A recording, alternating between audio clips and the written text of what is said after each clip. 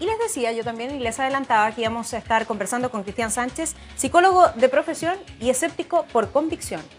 Y por lo mismo se dedicó a fundar la Asociación de Escépticos de Chile, la cual preside actualmente. ¿Cómo estás, Cristian? Muy bien, Soledad, buenas noches. Muy buenas noches. ¿Te demoraste un poquito en llegar a nosotros? Sí, porque justamente hoy día estamos celebrando la primera fiesta de fin del mundo, que se llama Se acaba el mundo, comienza el mambo. Entonces es por esa razón que llegué un poquito atrasado, pero ya estamos acá ya. Sí, no es para reprocharte eso, es para que me cuentes de la fiesta, quiénes se reunieron. Bueno, nosotros organizamos una fiesta con la Asociación Escéptica de Chile en que decidimos usar un poco la parodia, ¿no? Un poco este tema de la sátira y invitar a la gente que tenía miedo con respecto a esta fecha anunciada fatídica y apocalíptica del 21 de diciembre, a que se entretuvieran un rato junto a los amigos, fueran a pasar un buen momento y lo pasaran bien. La fiesta está en este momento en ese proceso. Cristian, ¿tú crees que la gente tenía miedo efectivamente? ¿Tiene miedo, siente temor? Mira, bueno, yo como psicólogo clínico tengo, y algunos colegas te lo pueden confirmar, varios pacientes que llegaron sobre todo a la tercera edad y adolescentes preocupados por este tema, preocupados por el tema del fin del mundo.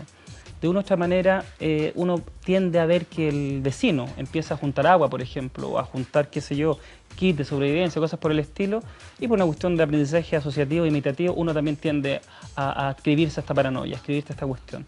Si eso también está amplificado por los medios de comunicación, que es una tendencia casi general en la mayoría de los medios, eran elementos que indicaban claramente que una persona podía llegar a tener y desarrollar una especie de psicosis colectiva sobre este tema.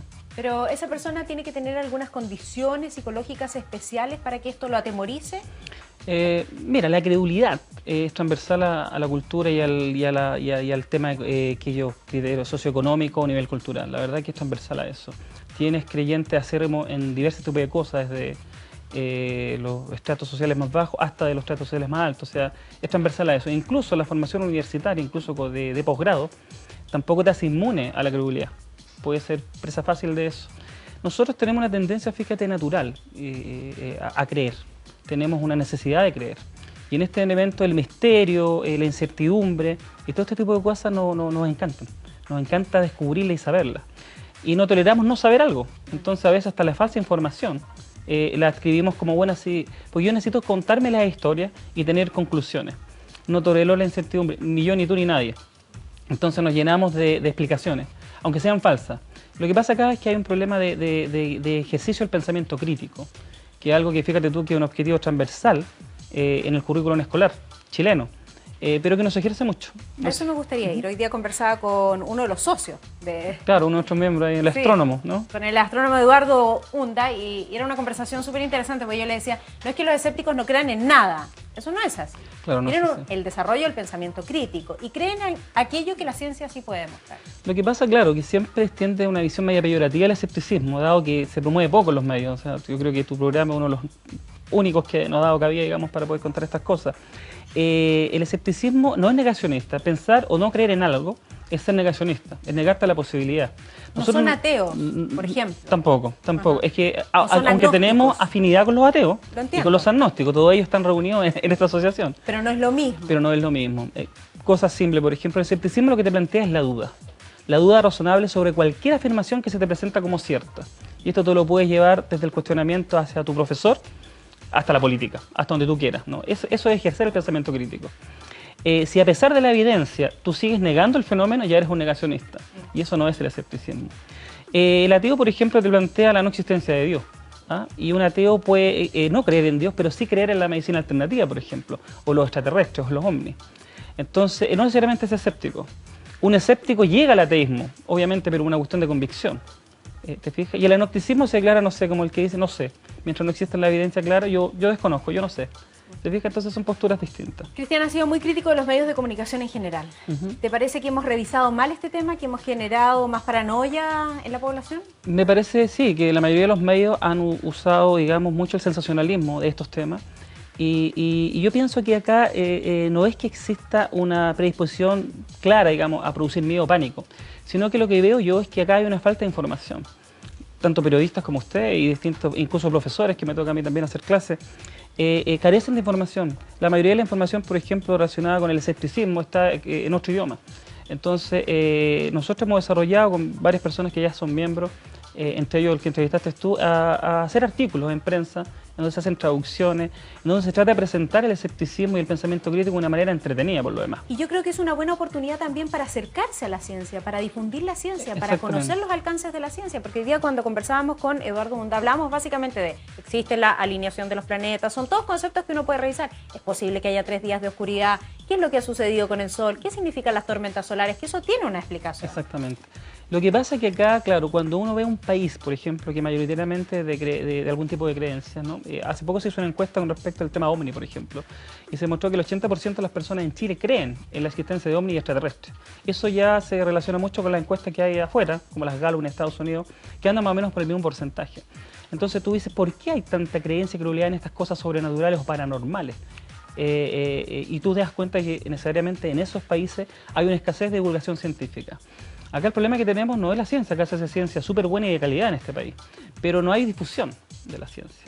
La mayoría de los científicos, a excepción de algunos que te voy a destacar inmediatamente, a José Massa, que parece que lo has tenido, no sé, Premio Nacional de Ciencia, que también nos ha dado varias conferencias a nosotros, en los escépticos que nosotros damos gratuitamente a la gente. Él va voluntariamente a hacer esto. Entonces, pero son muy pocos los científicos dedicados a la divulgación. Por lo tanto, hoy día, de hecho, conmemoramos el fallecimiento de Carl Sagan, uno de los grandes astrofísicos que se dedicó a la divulgación de la ciencia. Cualquier libro que tú tomes de él es espectacular. Sí, por ejemplo. Y con la serial Cosmos. Con su programa Cosmos. Que fue tan difundido por tantos países. Pero a excepción de él y Hernán Holguín, que tuvimos nosotros acá en Chile. Qué gran ejemplo. Qué gran ejemplo. Y también algo de Eric Goles en Enlaces, que también fue otro gran programa. No tenemos más cosas sobre eso. Y una de las cosas que nos dimos cuenta en el escepticismo nosotros promovemos el escepticismo científico porque nos dimos cuenta que la única fórmula de contrarrestar el aumento de las supersticiones, la pseudociencia y el pensamiento mágico es justamente la educación científica. Es por eso que nosotros convocamos cada cierto tiempo a distintos científicos a dar charlas que son gratuitas por lo demás, en un café. ¿Dónde hay información sobre esas charlas? En nuestra página, en www.aech.cl, anunciamos frecuentemente todas nuestras actividades. ¿Se reúnen mensualmente además? Nos reunimos mensualmente y esa actividad la hacemos en un pub, la hacemos en un lugar que nos convoque, donde se pueda, digamos. Para conversar y para pensar. Se nos acaba el tiempo, Cristian, desmitifiquemos absolutamente la teoría de los mayas, porque todo lo que se va construyendo es a propósito de interpretaciones que se hicieron. Lo conversamos aquí con Hugo Cepeda. Sí, vi la conversación que dio don Hugo Cepeda. Claro, efectivamente, todo este tema del 2012 obedece a una interpretación subjetiva. Hay una interpretación de este fenómeno que lo dije en algún medio, del cual no hay ninguna evidencia. El escéptico piensa con evidencia, igual que la ciencia. Si tú presentas evidencias de algo, eso no es creencia, es evidencia. La evidencia te apoya o no te apoya. Los mayas nunca hicieron profecía.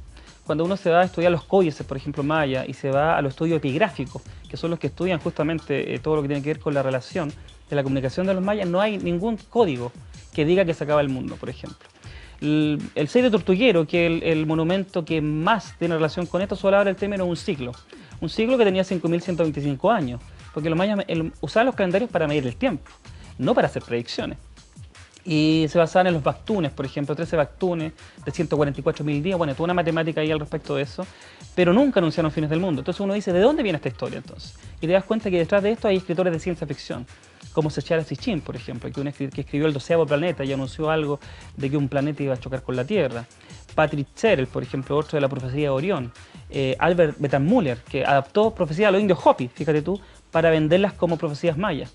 Y así, esto aumentó, creció de manera exponencial y a través de la psicología del rumor se expandió por las redes sociales, por los medios de comunicación y todo el mundo empezó a creer de que esta idea de las profecías mayas son ciertas. Y hay lucro y negocio tras esto, se obviamente detrás de esto, bueno, cree tú que la mayoría de Hollywood, empezando con Roland Emmerich y 2012, ¿no? y las películas Armagedón, Impacto Profundo, no han aprendido a usar el misterio como un nuevo producto de mercado, que genera rating, porque a la gente le interesa saber estas cosas. Ya, pero tranquilidad total frente a lo Yo creo que hasta ahora ya la gente debería estar tranquila porque ya no pasó nada. Ya no pasó nada. Lo que yo sí creo que nos ha permitido reflexionar sobre los cambios internos que cada uno de nosotros quiere hacer y sobre los cambios como sociedad a los cuales debemos asistir todos y la importancia que tiene también el cuidado de nuestro planeta, que es otro de los temas trascendentales. Por supuesto, si fíjate, Soledad, que detrás de esto lo que hay son necesidades humanas, necesidades sociales, la necesidad del cambio. ¿Qué representa el 2002? Eso, un cambio. Se termina un ciclo que piensa otro, la renovación. Y eso es una necesidad humana inherente. Tenemos también la necesidad de creer, que es algo también importante, y la necesidad de cambiar. Todas esas cosas son cosas netamente humanas, súper sociales también. No tienen nada de paranormal o extraño. Entonces, ten por seguro que después del 2012, hoy, 21 de diciembre, vendrá otro. Y ya están anunciando nuevos fines de mundo, así que ¿Sí? la cosa va a seguir. Fecha. Cristian, que tengas un gran 2013 entonces. Bueno, para ti también, Soledad, de tu programa. Gracias. Y gracias por acompañarnos también.